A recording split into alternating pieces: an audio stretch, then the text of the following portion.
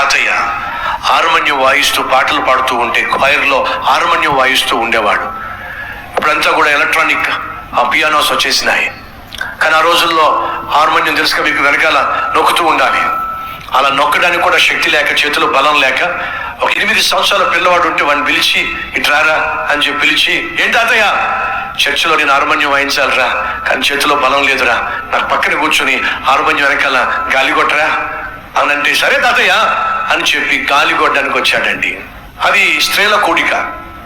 స్త్రీల కూడికలో వాక్యాన్ని అందిస్తున్నటువంటి వ్యక్తి అంటున్నాడు, ఆఫ్రికా దేశం నశించిపోతుంది, ఆఫ్రికా దేశం చీకటి ఖండంగా పిలువబడుతుంది, ఆ ప్రజలందరూ చీకటిలో మగ్గిపోతూ ఉన్నారు.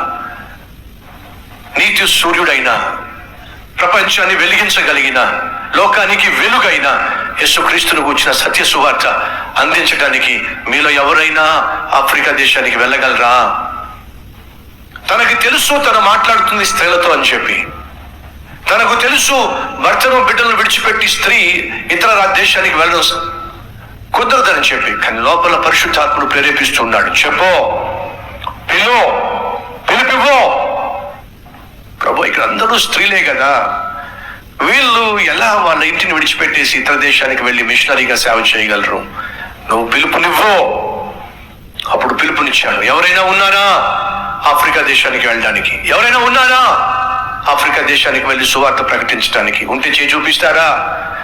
ఆ సేవకుడికి తెలుసు ఆ సహోదరులు ఎవరు కూడా వెళ్ళలేరని చెప్పి, ప్రముఖ ఎక్కువ మంది ముసలి వాళ్ళే ఉన్నారు.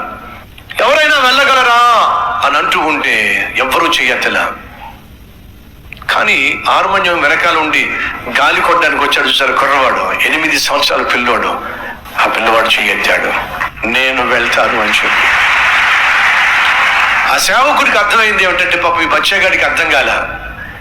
వెళ్తారా అని అంటే పొరపాటున ఇంటికి వెళ్తారా అని అనుకున్నాడేమో, అందుకే చెయ్యెత్తాడేమో అని చెప్పి, బాబు ఛేదించేసేయి.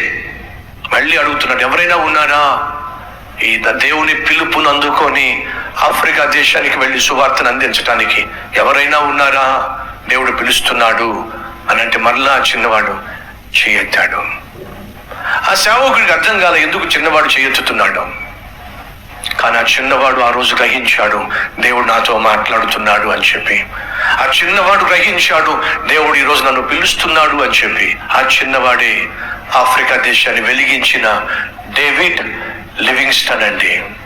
తన జీవితాన్ని పణంగా పెట్టి ఆఫ్రికా దేశానికి వెళ్ళి ఆఫ్రికా దేశంలో నరమాంస భక్షకుల మధ్య సేవ చేసి వాళ్ళ మధ్య కన్ను మూసిన ఓ అద్భుతమైన సేవకుడండి.